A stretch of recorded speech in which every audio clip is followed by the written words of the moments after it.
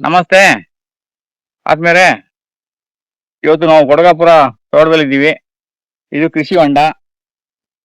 ಇಲ್ಲೀಗ motor on ಆಗಿದೆ ನೋಡಿ, ನೀರು ಹೇಗೆ ಬರ್ತಾ ಇದೆ ನೋಡಿ. ಹೀಗೆ ಆಗಿ ಹೀಗೆ ಡೆವಲಪ್ ಆಗುತ್ತೆ, ಆಗಿ ಪುನಃ ನಿಲ್ಲುತ್ತೆ, ಪುನಃ ಬರುತ್ತೆ. ಇವಾಗ ನಿಮ್ಗೆ ಯಾಕೆ ತೋರಿಸ್ತಾ ಇದೀನಿ ಅಂತ ಹೇಳಿದ್ರೆ, ನಾವು ಮರಳವಾಡಿ ಹತ್ರ ದೇವರಹಳ್ಳಿಯಲ್ಲಿ ತೋಟದಲ್ಲೂ ಇದೇ ಸಮಸ್ಯೆ ಇತ್ತು. ಕೊನೆಗೆ ಒಂದು 3-4 ತಿಂಗಳಾದ್ಮೇಲೆ ಆ ಸಮಸ್ಯೆ ಪರಿಹಾರ ಆಯಿತು. ಅದಕ್ಕಾಗಿ ನೀವೇನು ಮಾಡೋ ಅವಶ್ಯಕತೆ ಇಲ್ಲ. ನಿಮ್ಮ ಜಮೀನಲ್ಲಿ ಯಾವುದೇ ಕೀಟನಾಶಕ, ಕಳೆನಾಶಕ, ರಸಗೊಬ್ಬರ ಬಳಸಬಾರ್ದು. ಆಮೇಲೆ 1 ಎಕರೆಗೆ ಕನಿಷ್ಠ 2,000 ಅಗಸೆ, 2,000 ಗಿಲ್ಸಿಡೆ, 2,000 ನುಗ್ಗೆ, 1,000 ಹಣ್ಣಿನ ಗಿಡ, ಜಟ್ರೋಪ ಒಂದು 8ರಿಂದ 9, 10,000 ಗಿಡ ನಟ್ಬಿಟ್ರೆ ಆ ಮಳೆಯ ನೀರು ಎಲ್ಲ ಭೂಮಿಗೆ ಇಳಿದು ನಿಮ್ಮ ಬೋರ್ವೆಲು, ಕೃಷಿ ಹೊಂಡ ಎರಡೂ ಆಟೋಮೆಟಿಕ್ ಆಗಿ ರೀಚಾರ್ಜ್ ಆಗಕ್ಕೆ ತುಂಬಾ ಅವಕಾಶ ಇದೆ. ಇದನ್ನ ಇವಾಗ ನೀವು ನೋಡ್ತಾ ಇದ್ದೀರಿ. ಇವತ್ತು ಏಪ್ರಿಲ್ 19ನೇ ತಾರೀಕು. 19ನೇ ತಾರೀಕಿನಲ್ಲಿ ನಿಮ್ಗೆ ತೋರಿಸಿದ್ದು. ಇನ್ನೊಂದು ನಾನು ನಿಮ್ಗೆ ಸೆಪ್ಟೆಂಬರ್, ಅಕ್ಟೋಬರ್ ತಿಂಗಳಲ್ಲಿ ಇದ್ರ ನೀರು ಎಷ್ಟು ಬರ್ತದೆ ನಿಮ್ಗೆ ತೋರಿಸ್ತೀನಿ. ಅವಾಗ ನಿಮ್ಗೆ ಇದ್ರದ್ದೇನು ಅಂತ ಹೇಳಿ ಬದಲಾವಣೆ ಎಂದು ಗೊತ್ತಾಗ್ತದೆ. ನೋಡಿ, ಈ ತರ ಇದೆ. ಇಷ್ಟೇ ನೀರು ಕಡಿಮೆ ಇದ್ರು ನಾವು ಇವಾಗ ಮಾಡಿರುವಂತ ತೋಟ ನೋಡಿ, ಇವಾಗ ಈ ಸೀನಲ್ಲಿ ಬಂದಿದೆ. ಇದೇ ನೀರನ್ನ ಬಳಸ್ಕೊಂಡು ಮಾಡಿರೋದು. ಈಗ ಇವತ್ತಿಗೆ ಈ ತೋಟ ಶುರು ಮಾಡಿ 1 ತಿಂಗಳ ಮೇಲೆ 4 ದಿನ ಆಯ್ತು. 1 ತಿಂಗಳ ಮೇಲೆ 4 ದಿನದಲ್ಲಿ ತೋಟ ಈ ರೀತಿ ಇದೆ. ಎಲ್ಲವೂ ಸಾಧ್ಯ, ಆದ್ರೆ ಮಾಡುವ ಕ್ರಮದಲ್ಲಿ, ಮಾಡುವ ಮೆಥಡ್ ಅನ್ನ ಅನುಸರಿಸಿದ್ರೆ ಎಲ್ಲವೂ ನಾವು ಸಾಧ್ಯವಾಗಿ ಮಾಡಿ ತೋರಿಸ್ಬೋದು. ಈಗ ಇದನ್ನ ಇನ್ನೂ ನಿಮ್ಗೆ ಒಂದ್ ಸ್ವಲ್ಪ ವಿವರಣೆ ತೋರಿಸ್ಕೊಡ್ತೀನಿ. ನಿಧಾನದಲ್ಲಿ ಬನ್ನಿ. ಇಲ್ಲಿ ಪ್ಲಾಸ್ಟಿಕ್ ಹಾಕಿದೆ, ಜಾರುತ್ತೆ. ಈ ಸಿಹಿಗೆಣಸು ಬಳ್ಳಿಯನ್ನ ಹಾಕೊಂಡಿದೀವಿ. ಸಿಹಿಗೆಣಸಿನ ಬಳ್ಳಿ ಇದು ನೀವು ನೋಡಿರ್ಬೋದು. ಒಂದಿಷ್ಟೇ ಉದ್ದ ಕಡ್ಡಿ ಇತ್ತು. ಸಿಹಿ ಮೆಣಸಿನ ಬಳ್ಳಿಯನ್ನು ಹಾಕಿದೀವಿ. ನಿಮ್ಮ ಜಮೀನಲ್ಲಿ ಯಾವಾಗಲೂ ತಿಳ್ಕೊಳ್ಳಿ, ಮಲ್ಚಿಂಗ್ಗೆ ಬಹಳ ಅದ್ಭುತ ಸಿಹಿಗೆಣಸು ಮತ್ತೆ ಅರಿಶಿಣ ಎರಡನ್ನ ನಿಮ್ಮ ಜಮೀನಲ್ಲಿ ಹಾಕೋದನ್ನ ಯಾರೂ ಮರಿಬೇಡಿ. ಅದು ಫಸಲು ಬರ್ಲಿ ಬರದೇ ಇರಲಿ, ನಿಮ್ಗೆ ಸಿಹಿಗೆಣಸು ಮತ್ತೆ ಅರಿಶಿಣವನ್ನ ಹಾಕೊಂಡ್ರೆ ಆ ಭೂಮಿಗೆ ಒಳ್ಳೆಯ ಮಲ್ಚಿಂಗು. ಮತ್ತೆ ಅರಿಶಿಣ ಆಗದ್ರೆ ನಮ್ಗೆ ಅದರಲ್ಲೂ ಒಳ್ಳೆ ಆದಾಯ ಇದೆ. ಒಂದ್ ಸಮಯ ನಿಮ್ಗೆ ಅದು ಆದಾಯ ಕೊಡ್ಲಿಲ್ಲ ಅಂತ ಹೇಳಿದ್ರೆ ನಿಮ್ಮ ಭೂಮಿಗೆ ಯಾವುದೇ ರೋಗ ಬರ್ದಂಗೆ ತಡೆಯುವಷ್ಟು ಶಕ್ತಿ ನಿಮ್ಮ ಅರಿಶಿಣಕ್ಕಿದೆ. ನಮ್ಮ ಆಯುರ್ವೇದ ಪ್ರಕಾರ ಅರಿಶಿಣ ಬಹಳ ಅದ್ಭುತ. ಅದಕ್ಕೆ ನೀವೇನ್ ಮಾಡ್ಬೇಕಂದ್ರೆ, ನಿಮ್ಮ ಮನೆಯಲ್ಲಿ ಪ್ರತಿಯೊಬ್ರು 1 ದಿನಕ್ಕೆ 1 ಗ್ರಾಮ್ ಅರಿಶಿಣವನ್ನ ಬಳಸಲೇಬೇಕು. 4 ಜನ ಇದ್ದೀರಿ ಅಂತ ಹೇಳಿದ್ರೆ ನಿಮ್ಮ ಮನೇಲಿ ಸಾಂಬಾರ್ಗೋ ಅಥವಾ ಏನೋ ಒಂದಕ್ಕೋ ಮೆಡಿಸಿನ್ ಏನೋ ಒಂದು ಹಾಕೊಂಡು 4 ಗ್ರಾಮ್ ಅರಿಶಿಣವನ್ನ ನೀವು ಬಳಸಬೇಕು. ಭೂಮಿಯಲ್ಲಿ ಇರಬೇಕು. ಈ ಗೆಣಸು ಇರೋದ್ರಿಂದ ಏನಾಗ್ತಂತ ಹೇಳಿದ್ರೆ, ತೆಂಗಿನ ಮರದಲ್ಲಿ ತೆಂಗಿನಕಾಯಿಗಳನ್ನ ಇಲಿ ತಿಂಡಿಗೆ ಬರಲ್ಲ. ಬಂದ್ರು ಗೆಣಸು ಸಿಕ್ಕದೆ ಅದು ತಿನ್ಬಿಟ್ಟು ಆರಾಮಾಗಿ ಹೋಗುತ್ತೆ. ಹಾಗೆ ಇಲ್ಲಿ ನಮ್ಮ SPM ಲೈನಲ್ಲಿ ನಾವು ಇಲ್ಲಿ ಕರೆಂಟ್ ಕಂಬ ಇಲ್ಲಿ ಮೇಲೆ ಇದೆ ಅಂದ್ಬಿಟ್ಟು ಹೊಂಗೆ ಗಿಡವನ್ನು ಹಾಕೊಂಡಿದೀವಿ. ಆಮೇಲೆ ಇಲ್ಲಿ ಪಾರಿಜಾತ ಹಾಕಿದೀವಿ. ಪಾರಿಜಾತ ಬಹಳ ಅದ್ಭುತವಾದ ಗಿಡ ಇದು. ಇನ್ನು ಇಲ್ಲೊಂದು 13 ಗಿಡ ಬಾಕಿ ಬೇಕು. ಅದು ನಾವು ತಂದ ಮೇಲೆ ಇಲ್ಲಿ ಹಾಕ್ತಿವಿ. ಅದ್ರ ಲೈನಲ್ಲಿ ನಾವು ಲಾವಂಚವನ್ನು ಹಾಕೊಂಡಿದೀವಿ. ಇದು ಪಪ್ಪಾಯ. ಆಮೇಲೆ ಇದು ಅರಳು ನೋಡಿ ಎಷ್ಟು ಅದ್ಭುತವಾಗಿ ಬಂದಿದೆ ಅಂದ್ಬಿಟ್ಟು. ಹಾಗೆ ನಮ್ಮ ಜಟ್ರೋಪ ಸಾಲಲ್ಲಿ ಡಿಫೆನ್ಸ್ ಗಿಡ ತರ ಇಲ್ಲಿ ನಾವು ಜಟ್ರೋಪನ ಹಾಕೊಂಡಿದೀವಿ. ಹೊಂಗೆ ಗಿಡ ಬಹಳ ಅದ್ಭುತ. ಬೇಸಿಗೆಗಾಲದಲ್ಲಿ ಹೊಂಗೆ ಗಿಡದ ಬಗ್ಗೆ ನಾವು ಎಷ್ಟು ಮಾತಾಡಿದ್ರು ಕಡಿಮೆನೆ. ಇವತ್ತು ನೀವು ದೇವರು ಬ್ರಹ್ಮ ವಿಷ್ಣು ಮಹೇಶ್ವರನ್ ನೋಡಿದಿರೋ ಇಲ್ವೋ, ನಿಮ್ಮ ಮನೇಲಿ ಕರೆಂಟ್ ಇದ್ರು ಫ್ಯಾನ್ ಇಲ್ಲದೆ ಇದ್ರೆ ಕಷ್ಟ, ಫ್ಯಾನ್ ಇದ್ದು ಕರೆಂಟ್ ಇಲ್ಲದೆ ಕಷ್ಟ. ಆದ್ರೆ ಇಂಥ ಬೇಸಿಗೆ ಕಾಲದಲ್ಲೂ ನೀವು ಹೊಂಗೆ ಮರ ಕೆಳಗಡೆ ಕುತ್ಕೊಳ್ಳಿ, ನಿಮ್ಗೆ ಅದ್ಭುತವಾದ ಅನುಭವ ಸಿಗ್ತದೆ. ಆ ಅನುಭವ ಸಿಕ್ಬೇಕು, ನಾನು ಹೇಳೋದು ನಿಮ್ಗೆ ಅರ್ಥ ಆಗ್ಬೇಕಂದ್ರೆ ಯಾವಾಗಾದ್ರೂ ಸಮಯ ಸಿಕ್ಕಿದಾಗ ಒಳ್ಳೆ ಬಿಸಿಲು ಹೋಗ್ಬಿಟ್ಟು ಹೊಂಗೆ ಮರದ ಕೆಳಗಡೆ ಕುತ್ಕೊಳ್ಳಿ. ನೀವು ಅವತ್ತೇ ತೀರ್ಮಾನ ಮಾಡ್ತೀರಿ, ನಾನು ಸಾಯಕ್ಕೆ ಮೊದಲು 1,000 ಹೊಂಗೆ ಮರ ನಟ್ಟು ಸಾಯ್ತೀನಿ ಅಂತ. ಅಂದ್ರೆ ಪ್ರಕೃತಿಗೆ, ಭೂಮಿಗೆ ಅಷ್ಟೂ ಒಳ್ಳೆಯ ಮರ ಹೊಂಗೆ ಮರ. ಅದಕ್ಕೆ ಯಾವುದೇ ಸಮಸ್ಯೆ ಇರೋದಿಲ್ಲ. ಒಂದು ಸಲ ನೀವು ನಟ್ಬಿಟ್ಟು 6 ತಿಂಗಳು ನೀರು ನೋಡ್ಕೊಂಡು ಸಾಕು. ಆಮೇಲೆ ನಿಮ್ಮನ್ನ ಅದು ನೀವು ಸಾಯೋವರೆಗೂ ನಿಮ್ಮನ್ನ ನೋಡ್ಕೊಳ್ತದೆ. ಅದ್ರ ಎಲೆನೂ ಉಪಯೋಗ ಬರ್ತದೆ, ಅದ್ರ ಕಾಯಿನೂ ಉಪಯೋಗ ಬರ್ತದೆ. ಭಾರಿ ಒಳ್ಳೆಯದು, ಎಣ್ಣೆಗೆಲ್ಲ ಬಳಸ್ತಾರೆ. ಹಾಗೆ ಇಲ್ಲಿ ಪಪ್ಪಾಯ ಇದೆಲ್ಲ ಹೀಗಿದೆ. ಆಮೇಲೆ ಇಲ್ಲಿ ನಾವು ಅಗಸೆ ನೀವು ನೋಡ್ಬೋದು. ಅಗಸೆ ಸಾಲಿದು. ಈ ಅಗಸೆ ಸಾಲಲ್ಲಿ ಹೀಗೆ ಇದು. ಆಮೇಲೆ ಇದು ನುಗ್ಗೆ. ಈಗೆಲ್ಲ ಇಲ್ಲಿ ನೋಡಿ ನಿಮ್ಗೆ ಆಗ್ಬೋದು ಕಳೆ ತೆಗಿತಾ ಇದ್ದಾರೆ. ಕಳೆನ ನೀವೆಲ್ಲ ಏನ್ ಮಾಡ್ತೀರಿ ಅಂತ ಹೇಳಿದ್ರೆ, ಒಂದು 5 ಲೀಟ್ರು 6 ಲೀಟ್ರು ರೌಂಡ್ ಅಪ್ ಅಂದ್ಬಿಟ್ಟು, ಯಾರು ಕೆಲಸ ಮಾಡೋರು ಅಂದ್ಬಿಟ್ಟು ಏನ್ ಮಾಡ್ತೀವಿ, ಹೊಡೆದ್ಬಿಡ್ತೀರಿ. ರೌಂಡ್ ಅಪ್ ಹೊಡೆದ್ಬಿಟ್ರೆ ನೀವು ಅಪ್ಪೆ ಬಹಳ ಬೇಗ ಹೋಗ್ಬಿಡ್ತೀರಿ. ಭೂಮಿನ ಸರ್ವನಾಶ ಮಾಡ್ಬೇಕಾದ್ರೆ ರೌಂಡ್ ಅಪ್ ನ ಬಳಸೋದು ಬಿಟ್ಬಿಡ್ಬೇಕು. ನೀವು 1 ದಿನ 2 ದಿನ ಕೆಲಸ, ಲೇಬರ್ ಕಾಸ್ಟ್ ಜಾಸ್ತಿ ಆಗ್ತದೆ, ಅದು ಇದು ಅಂತ ನೀವು ಹೇಳ್ತೀರಿ. ಅದ್ರ ಬದಲು ಕೈಯಲ್ಲೇ ತೆಗೆದು ಒಳ್ಳೇದು. ನೋಡಿ ಇಲ್ಲಿ ನಮ್ಗೆ ಏನಾಗ್ತದೆ, ಈ ಜಟ್ರೋಪದ ಮಧ್ಯದಲ್ಲಿ ಇದು ಒಂದು ಗಿಡ, ಇದೊಂದು ಬಹಳ ಅದ್ಭುತವಾದ ಒಂದು ಎಲೆ. ಇದು ನೀವೆಲ್ಲ ಇದನ್ನ ನೋಡಿರ್ತೀರಿ. ಇದನ್ನ ನೋಡಿದ್ರೆ ಒಂಥರ ಏನಾಗ್ತದೆ ನಿಮ್ಗೆ, ಇಲ್ಲಿ ಒಂಥರ ಹಾಲು ಬರುತ್ತೆ. ಇದು ಒಳಗೆ ಪೈಪ್ ತರ ಇರ್ತದೆ, ಪಪ್ಪಾಯಿ ಗಿಡದ ಪೈಪ್ ತರ ಇದು ಇರ್ತದೆ, ಇದು ಹಾಲು ಬರ್ತದೆ. ಈ ಗಿಡವನ್ನು ನೀವೆಲ್ಲ ನೋಡಿರ್ಬೋದು. ಬಹಳ ಅದ್ಭುತವಾದ ಎಲೆ. ಈ ಎಲೆ ಒಳಗಡೆ 1-2 ಎಲೆ, ನಿಮ್ಮ ಮನೇಲಿ ಯಾರಾದ್ರೂ 4 ಜನ ಇದ್ರೆ ಈ 4 ಎಲೆನ ಕಿತ್ಬಿಟ್ಟು ನೀವು ಸೊಪ್ಪು ಸಾರು ಮಾಡುವಾಗ ಈ 4 ಎಲೆನ ಇದಕ್ಕೆ ಸೇರಿಸ್ಕೊಳ್ಬೇಕು. ಸೇರಿಸ್ಕೊಂಡ್ರೆ ನಿಮ್ ಹೊಟ್ಟೆ ಎಲ್ಲ ಕಂಪ್ಲೀಟ್ ಕ್ಲೀನ್ ಆಗ್ಬಿಡ್ತದೆ. 4 ಜನರಿಗೆ 4 ಎಲೆ ಜಾಸ್ತಿ ಹಾಕ್ಬೇಡಿ, ಒಬ್ಬರಿಗೆ 1 ಎಲೆ ಹಾಕ್ಬಿಟ್ಟು ಸೊಪ್ಪು ಸಾರು ಇದು ಮಾಡ್ಕೊಂಡ್ರೆ ನಿಮ್ ಹೊಟ್ಟೆ ಕರಳಲ್ಲಿ 16 ವರ್ಷದಿಂದ ಅಂಟ್ಕೊಂಡಿರೋ ಕಲ್ಮಶ ಹೊರಗಡೆ ಬರ್ತದೆ. ಅಂತ ಒಂದು ಅದ್ಭುತವಾದ ಗಿಡ. ಇದಕ್ಕೆ ಯಾವುದೇ ಖರ್ಚಿಲ್ಲ, ಅದೇ ಬೆಳೆದಿರ್ತದೆ. ನೀವು ಇದನ್ನ ಬಳಸ್ಕೊಳ್ಳೋದು ಒಳ್ಳೇದು. ಮೊನ್ನೆ ಯಾರೋ ಹೇಳಿದ್ರು ಪ್ರತಿದಿನ ಒಂದು ಆರೋಗ್ಯದ ಬಗ್ಗೆ ಒಂದೊಂದು ಟಿಪ್ಸ್ ಹೇಳಿ ಅಂತೇಳಿ ತುಂಬಾ ಜನ ಕಮೆಂಟ್ ಮಾಡ್ತಾರೆ. ಕೆಲವರು ಕಮೆಂಟ್ಗೆ ಉತ್ತರ ಕೊಡ್ಬೇಕು ಅಂತ ನಮಗೂ ಇದೆ, ಆದ್ರೆ ಅದೊಂದು ಅಭ್ಯಾಸ ನಾವು ಇಟ್ಕೊಂಡಿಲ್ಲ. ಸಮಯ ಸಿಕ್ಕಿದಾಗ ನಾನು ಅದನ್ನ ನಿಮ್ಗೆ ಹೇಳ್ಬಿಡ್ತೀನಿ.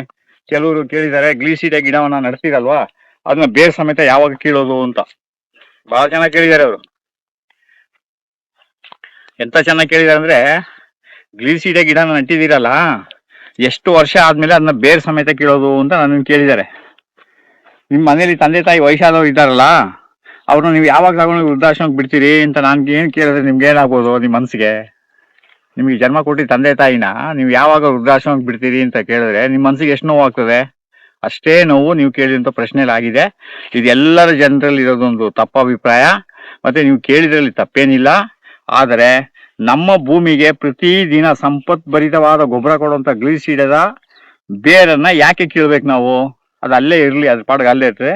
ನೀವು ನೆಲದಿಂದ ಅರ್ಧ ಅಡಿ ಬುಡದಿಂದ ಹೊಡ್ಕೊಂಡ್ರೆ, ಅಥವಾ ನೀವು ಕ್ರಮೇಣ ಅದನ್ನ ಬುಡದ ಮಟ್ಟಕ್ಕೆ ಹೊಡೆದ್ರು ಅದು ಚಿಗುರ್ತಾನೇ ಇರ್ತದೆ. ನಿಮ್ಗೆ ಅದರಿಂದ ತೊಂದರೆನೇ ಇಲ್ಲ. ಅದರಿಂದ ಗ್ಲೀಸಿಡೆ ಗಿಡ ನಾವು ನಡೋದು ಬೇರೆ ಸಮೇತ ಕೀಳಕ್ಕಲ್ಲ. ಕೆಲವರೆಲ್ಲ ಏನ್ ಮಾಡ್ತಾರೆ ಅಂದ್ರೆ, ಸೋಂಬೇರಿಗಳು, ಅಯ್ಯೋ ಇದು ಗಿಡ ತಿಂದಾಕ್ಬಿಡ್ತದೆ, ಗೊಬ್ಬರ ತಿಂದಾಕ್ಬಿಡ್ತದೆ, ಆಮೇಲೆ ಇದು ಬಾರಿ ರಾಕ್ಷಸನ್ ತರ ಬೆಳೆದ್ ಬಿಡ್ತದೆ ಅಂತೇಳಿ ಅವ್ರದೇ ಆದ ಒಂದು ಕಲ್ಪನೆ ಸೋಂಬೇರಿಗಳು. ಮೊನ್ನೆ ಎಲ್ಲೋ ಒಂದ್ ಕಡೆ ಹೋಗಿ ಹೇಳ್ತಿದ್ರು, ಜಟ್ರೋಪ ಯಾಕೆ ನಟ್ಟಿದಿರಿ, ಬೇಡಿರಿ, ಬಟ್ಟೆಗೆಲ್ಲ ಕರೆ ಆಗ್ತದೆ ಅಂತ. ನಿನಗ್ ಬಟ್ಟೆ ಹಾಕಳಕ್ಕೆ ದುಡ್ಡು ಕೊಡೋದೇ ತೋಟ. ಆ ತೋಟನ ರಕ್ಷಣೆ ಮಾಡ್ತಾ ಇರೋದೇ ಇದು ಗ್ಲೀಸಿಡಿಯಾ, ನುಗ್ಗೆ, ಅಗಸೆ, ಆಮೇಲೆ ಜಟ್ರೋಪ ಗಿಡ ನಿನ್ ಬಟ್ಟೆನ ಕರೆ ಮಾಡ್ಬಿಡ್ತದೆ ಅಂತ ಹೇಳಿದ್ರೆ ನೀನು ಬುಂಡ ಇರ್ಬೇಕಾಗ್ತದೆ. ಆಮೇಲೆ ಅದರಿಂದ ಜಟ್ರೋಪ ಗಿಡನ ಇಟ್ಕೊಳ್ಳಿ. ಕೆಲವರೆಲ್ಲ ಏನ್ ಮಾಡ್ತಾರೆ ಅಂದ್ರೆ, ಏನೋ ಗೊತ್ತಿಲ್ದೇನೆ ಒಂದೊಂದು ಮಾತುಗಳು ಆಡ್ತಾರೆ. ಅವೆಲ್ಲ ಅವೈಜ್ಞಾನಿಕ. ಅವುಗಳೆಲ್ಲ ಯೋಚನೆ ಮಾಡಕ್ ಹೋಗ್ಬಿಡಿ. ನೋಡಿ, ಇದೇ ರೀತಿ ಇಲ್ಲಿ ಅಗಸೆ ಗಿಡ ಬಹಳ ಸಮೃದ್ಧಿಯಾಗಿ ಬಂದಿದೆ. ಆಮೇಲೆ ಇಲ್ಲಿ ಈಗ ನುಗ್ಗೆ ನೋಡಿ ನೀವು, ನುಗ್ಗೆ ನಾವೆಲ್ಲ ರೀತಿಯ ಬೇರೆ ಬೇರೆ ರೀತಿಯ ನುಗ್ಗೆ ಹಾಕಿರ್ತೀವಿ. PKM 1 ಹಾಕಿದ್ದೀವಿ, PKM 2 ಹಾಕಿರ್ತೀವಿ, ಆಮೇಲೆ ಆಮೇಲೆ ಭಾಗ್ಯ ಹಾಕಿರ್ತೀವಿ, ಆಮೇಲೆ ಒಡಿಸಿನ ಏನಪ್ಪಾ ಒಡಿಸಿ 3 ಒಡಿಸಿ 3 ಅಂತ ಇದೆ, ಅದನ್ನು ಹಾಕಿರ್ತೀವಿ. ಆಮೇಲೆ ಬೇರೆ ಬೇರೆ ಎಲ್ಲೆಲ್ಲಿ ನುಗ್ಗೆ ಗಿಡಗಳು ಬರ್ತವೆ ಅವನ್ನೆಲ್ಲ ನಾವು ಇಲ್ಲಿ ಬದಲಾಯಿಸಿ ನಾವು ಇಲ್ಲಿ ಹಾಕಿರ್ತೀವಿ. ಒಂದು ತೋಟದಲ್ಲಿ ಎಲ್ಲವೂ ಇರಬೇಕು ಅಂತ ಮೂಲ ಉದ್ದೇಶ ನೈಟ್ರೋಜನ್ ಫಿಕ್ಸೇಷನ್ ಮಾಡೋದು ಮೂಲ ಉದ್ದೇಶ. ಹಾಗೆ ನೋಡಿ ಇಲ್ಲಿ ಮಾವು, ಇದು ನಾನು ಆಗ್ಲೇ ಒಂದು ಕಸಿ ಗಿಡನ ಇದು ಮಾಡಕ್ಕೆ ನೋಡಿದೆ, ಅಲ್ಲೊಂದಿತ್ತು. ಹೀಗೆ ಗಿಡಗಳಿಗೆಲ್ಲ ನಾವು ಕಸಿ ಮಾಡಿದೀವಲ್ಲ, ಅದನ್ನ ನಿಮ್ಗೆ 1-2 ಗಿಡನ ನಾನು ತೋರಿಸ್ತೀನಿ. ತುಂಬಾ ಕಡೆ ಅದನ್ನ ತೋರಿಸಿದೀನಿ ನಿಮ್ಗೆ. ನಾವು ಯಾವುದೇ ಗಿಡವನ್ನ ಕಸಿ ಮಾಡಿದ ಗಿಡವನ್ನ ನಮ್ಮ ಜಮೀನಲ್ಲಿ ನಟ್ಟಾದ್ಮೇಲೆ ನಾವು ನಟ್ಟು ಒಂದು 15 ದಿನ 20 ದಿನ ಆದ್ಮೇಲೆ ನಾವೇನ್ ಮಾಡ್ಬೇಕು, ಅದಕ್ಕೆ ಕಸಿ ಕಟ್ಟಕ್ಕೆ ನಾವೆಲ್ಲ ಈಗ ಬಹುತೇಕ ಕೆಲವು ಕಡೆ ನಾವೆಲ್ಲ ಪ್ಲಾಸ್ಟಿಕ್ ಅನ್ನೇ ಕಟ್ತೀವಿ. ಈ ತರ ನೋಡಿ, ಈ ತರ ಪ್ಲಾಸ್ಟಿಕ್ ಇರ್ತದೆ, ಈ ತರ ಪ್ಲಾಸ್ಟಿಕ್ ಕಟ್ಟಿರ್ತೀವಿ. ಇದನ್ನೇನ್ ಮಾಡ್ಬೇಕು, ನಾವು ನಿಧಾನದಲ್ಲಿ ಈ ರೀತಿ ಒಂದು ಸಣ್ಣ ಬ್ಲೇಡ್ ತಗೊಂಡಿಗೆ ಹೊಡ್ಕೊಳ್ಬೇಕು. ಆ ತರ ಒಂದು ಮಾಡ್ಕೊಂಡು ನಿಧಾನದಲ್ಲಿ ಇದನ್ನ ಬೇಕಾದ್ರೆ ಸ್ವಲ್ಪ ಸೂಕ್ಷ್ಮವಾಗಿ ಇದು ಮಾಡಿದ್ರೆ ಕೈಯಲ್ಲೇ ಬಿಚ್ಚಬಹುದು, ತೊಂದರೆ ಏನಿಲ್ಲ. ಈ ರೀತಿ ನಾವು ಪ್ಲಾಸ್ಟಿಕ್ ಅನ್ನ ಈ ತರ ಕಾಣ್ತೀವಿ, ಈ ತರ ಸುತ್ತ ಬಿಡ್ಬೇಕು. ನೀವು ನಿಮ್ ಜಮೀನಲ್ಲಿ ನಟ್ಟು 15 ದಿನ ಆದ್ಮೇಲೆ 1 ತಿಂಗಳು ಒಳಗಡೆ ನೀವೇನ್ ಮಾಡ್ಬೇಕು, ಈ ಪ್ಲಾಸ್ಟಿಕ್ ಕವರನ್ನ ಮೇಲ್ಗಡೆ ಸುತ್ತಿರೋ ಪ್ಲಾಸ್ಟಿಕ್ ಅನ್ನ ಬಿಚ್ಚಿ ಬಿಡ್ಬೇಕು. ಯಾವುದೇ ಕಾರಣಕ್ಕೂ ಇಷ್ಟೆಲ್ಲ ಬೇಸಿಗೆ ಇರೋದ್ರಿಂದ ಇದ್ರ ಸುತ್ತ ನೀವು ಉರುಳಿಯನ್ನ ಹಾಕಿರ್ಬೇಕು. ಮಾಯಿಶ್ಚರ್ ಕಾಪಾಡ್ತದೆ. ಮತ್ತೆ ಇದು ಕೆಳಗಡೆ, ಈ ಕಸಿಯಿಂದ ಕೆಳಗಡೆ ಯಾವ್ದಾದ್ರು ಇದು ಸುಳಿ ಹೊಡೆದಿದೆ, ಅದನ್ನೇನ್ ಮಾಡೋಕೆ ಈ ತರ ಕಿತ್ತಾಕ್ಬಿಟ್ಟು ಇದನ್ನ ಫ್ರೀ ಆಗಿ ಬಿಡಬೇಕು. ಮತ್ತೆ ಹಸಿರೇ ಉಸಿರು ಅಂತ ಅರಣ್ಯ ಇಲಾಖೆಯ ಬೋರ್ಡ್ಗಳಲ್ಲಿ ಇದೆ. ಆದ್ರೆ ಅವ್ರು ಯಾರು ಅರಣ್ಯವನ್ನ ಉಳಿಸ್ತಾ ಇಲ್ಲ. ಎಲ್ಲೋ 1% 2% ಜನ ಇವತ್ತು ಅರಣ್ಯವನ್ನ ಉಳಿಸಕ್ಕಿದ್ದಾರೆ. ಸಚಿವನಿಗೆ ಇಂಟ್ರೆಸ್ಟ್ ಇಲ್ಲ, DFO ಏನೇನೋ ಅವ್ರು ಪೋಸ್ಟ್ ಹಾಕೊಂಡಿದ್ದಾರೆ, ಅವ್ರಿಗೆ ಯಾರಿಗೂ ಇಂಟ್ರೆಸ್ಟ್ ಇಲ್ಲ. ಅವ್ರಿಗೆ ಇರೋದ್ರೆಲ್ಲ ಇಂಟ್ರೆಸ್ಟ್ ಏನಪ್ಪ ಅಂದ್ರೆ, ಕಾಡೊಳಗಿಂದ ಪ್ರಾಣಿಗಳಿಂದ ಎಷ್ಟು ಸಂಪಾದನೆ ಆಗ್ತದೆ, ಆಮೇಲೆ ಯಾವುದೋ ರೈತರದು ಬೆಳೆ ಹೋಗಿ ನಷ್ಟ ಮಾಡಿದ್ರೆ ಅಲ್ಲಿ ಎಷ್ಟು ಪರ್ಸೆಂಟೇಜ್ ಕಮಿಷನ್ ಸಿಗ್ತದೆ. ಆಮೇಲೆ ಕದ್ದು ಮರ ಎಷ್ಟು ಮಾರ್ಬೋದು, ಸಫಾರಿ ಹೆಂಗ್ ನಡೆಸ್ಬೋದು, ಅರಣ್ಯದಲ್ಲಿ ಪ್ರಾಣಿಗಳಿಗೆ ಬರುವಂತ ಆಹಾರವನ್ನ ಹೇಗೆ ಕದ್ದು ತಿನ್ನೋದು. ನೋಡಿ, ಪ್ರಾಣಿಗಳಿಗೆ ಕೊಡೋ ಆಹಾರವನ್ನು ಕದ್ದು ತಿನ್ನುವಂತ ಅಧಿಕಾರಿಗಳಿದ್ದಾರೆ, ಅರ್ಥ ಮಾಡ್ಕೊಳ್ಳಿ. ಅವ್ರಿಗೆ ಲಕ್ಷಾಂತರ ರೂಪಾಯಿ ಸಂಬಳ ಕೊಟ್ಟು ತಿರ್ಗಾಡಕ್ಕೆ ಜೀಪ್ ಕೊಟ್ರು ಆನೆಗಳಿಗೆ ಆಹಾರ ಕೊಡ್ತಾರೆ ನೋಡಿ, ಬೆಲ್ಲ, ರಾಗಿ, ಇದನ್ನು ಕದ್ದು ತಿನ್ನೋ ಅಧಿಕಾರಿಗಳಿದ್ದಾರೆ. ನಿಮಗೆ ನಗು ಬರ್ಬೋದು. ಕೆಲವು ಸರ್ಕಾರಿ ನೌಕರರು ಮಾಡುವಂತ ಕೆಲಸಗಳನ್ನ ಕೇಳ್ಬಿಟ್ರೆ ಅಸಹ್ಯ ಅನಿಸ್ತದೆ. ನೀವೆಲ್ಲ ತಿಳ್ಕೊಂಡಿರ್ಬೋದು, ಯಾರೋ ಒಬ್ಬ ಲೋಕಾಯುಕ್ತಿಗೆ ಸಿಕ್ಕಾಕೊಂಡ ಅಂದಾಗ ಮಾತ್ರ ಕಳ್ಳ ಅಲ್ಲ ಅವನು. ಲೋಕಾಯುಕ್ತ ಕೈಗೆ ಸಿಕ್ಕಾಕೊಂಡಾಗ ಮಾತ್ರ ಕಳ್ಳ ಅಲ್ಲ, ಅವನು ಕಳ್ತನ ಮಾಡ್ತಾನೆ ಇರ್ತಾನೆ. ನಾನು ಬಹಳ ದಕ್ಷ, ನಾನು ಪ್ರಾಮಾಣಿಕ ಅನ್ಬಿಟ್ಟು ಪೋಸ್ಟ್ ಕೊಡ್ತಾ ಇರ್ತಾನೆ, ಸಭೆ ಸಮಾರಂಭಗಳಿಗೆ ಹೋಗ್ತಾನೆ, ಹೊಗಳ್ಸ್ಕೊಳ್ತಾನೆ, ಹೂನಾರ ಹಾಕಿಸ್ಕೊಳ್ತಾನೆ. ಸಿಕ್ಕಾಕೊಂಡಾಗ ನಾನು ಕಳ್ಳ, ಆಗ ಅವನು ಅಜೀಪ್ ಆಗ್ತದೆ. ಎಲ್ಲರೂ ನೀವು ಸಿಕ್ಕಾಕಲ್ದೇ ಇದ್ರು ಆ ಕೆಲಸ ಮಾಡ್ತಾ ಇದ್ರೆ ನೀವೆಲ್ಲರೂ ಕಳ್ರೇನೆ. ಅದರಿಂದ ಇವತ್ತು ಕೆಲವು ನಮ್ಮ ನ್ಯಾಯಾಲಯದ ಮೇಲೆ ಎಲ್ಲರಿಗೂ ತುಂಬಾ ಗೌರವ ಇದೆ. ಈಗ ಶಾಸಕನಿಗೆ ಏನಾಯ್ತು, ಆಮೇಲೆ ಪೊಲೀಸ್ ಅಧಿಕಾರಿಗೆ ಏನಾಯ್ತು, ಅದು ಯಾರೋ ಒಬ್ಬ ಪೊಲೀಸ್ ಅಧಿಕಾರಿಗೆ 7 ವರ್ಷ ಶಿಕ್ಷೆ ಕೊಟ್ಟಿದಾರಂತೆ. ಅದು ಯಾರೋ ಒಬ್ಬ ಅಲ್ಲ, ಎಲ್ಲಾ ಸ್ಟೇಷನ್ಗಳಲ್ಲಿ ನಡೀತಾ ಇರೋದು. 99 ಭಾಗ ಸ್ಟೇಷನ್ಗಳಲ್ಲಿ ನಡೀತಾ ಇರೋದು. ಈಗ ಅದು ಯಾರೋ ಒಬ್ಬ ಶಾಸಕನ ಪ್ರಕರಣ ನಡೀತಲ್ಲ, ಅಂತ ಪ್ರಕರಣಗಳೇ ನಡೀತಾ ಇರೋದು. ಯಾಕೆಂದ್ರೆ ಶಾಸಕರೇ ಅವ್ರು ಯಾರ್ಯಾರನ್ನ ಬೇಕೋ ಅವ್ರನ್ನ ಹಾಕಿಸ್ಕೊಳ್ಳೋದು, ಮತ್ತೆ ಅವ್ರ ಕೆಲಸ ಅವ್ರು ಮಾಡ್ತಾ ಇರೋದು. ಈ ವ್ಯವಸ್ಥೆಗೆ ಒಂದಿನ ಕಡಿವಾಣ ಬಂದೇ ಬರ್ತದೆ. ನಾವೆಲ್ಲರೂ ಸ್ವಲ್ಪ ಅದಕ್ಕಾಗಿ ಕಾಯುವ. ಹೇಗೋ KRS ಪಕ್ಷದವರು, ರೈತ ಸಂಘದವರು ಸ್ವಲ್ಪ ಜನರನ್ನ ಅಲರ್ಟ್ ಮಾಡ್ತಾ ಇದ್ದಾರೆ. ಇಂಥದಕ್ಕೆ ನಾವು ಸ್ವಲ್ಪ ಸಪೋರ್ಟ್ ಕೊಡಬೇಕು.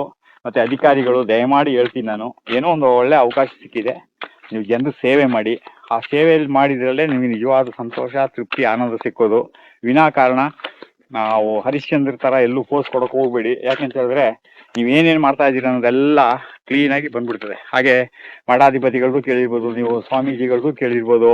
ನಾವು ಉದಾಹರಣೆಗೆ ಹೇಳೋದಾದ್ರೆ ಇದ್ದಾರೆ, ಒಳ್ಳೊಳ್ಳೆ ಸ್ವಾಮೀಜಿಗಳಿದ್ದಾರೆ ನಮ್ಮ ಚೌಡಿಗಟ್ಟೆಯಲ್ಲಿ. ನಮ್ಮ ಚೌಡಿಗಟ್ಟೆ ಮಾಜಿ ಸೈನಿಕರ ಕಾಲೋನಿಯಲ್ಲಿ ಅಲ್ಲಿ ಒಬ್ರು ಮಾಜಿ ಸೈನಿಕರಾಗಿ ಅವರು ಸೇವೆ ಆಗಿ ನಿವೃತ್ತಿ ಆದ್ಮೇಲೆ ಕಾವಿಯನ್ನು ಹಾಕೊಳ್ತಾರೆ.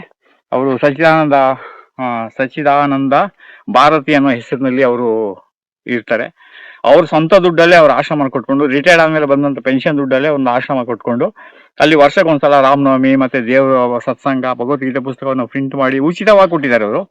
ಆಮೇಲೆ ಅವರು ಯಾವುದೇ ಒಂದು ಯಾರಿಗಾದ್ರು ಮಂಗಳಾರತಿ ಕೊಡುವಾಗ ಯಾರಿಗೋ ಕೈಲಿ ಅವರು ಕಾಣಿಕೆ ಹಾಕ್ಸ್ಕೊಳ್ತಿರ್ಲಿಲ್ಲ. ಮತ್ತೆ ಅವರು ಭಂಡಾರ ಪೆಟ್ಟಿಗೆನೂ ಇಟ್ಟಿರ್ಲಿಲ್ಲ, ಕಾಣಿಕೆ ಪೆಟ್ಟಿನೂ ಇಟ್ಟಿರ್ಲಿಲ್ಲ. ಅದೇ ಇವತ್ತು ಬೆಳಿಗ್ಗೆ ಯಾರೋ ಸ್ನೇಹಿತರ ಜೊತೆ ಮಾತಾಡೋಕೆ ಹೇಳ್ತಾ ಇದ್ದೆ.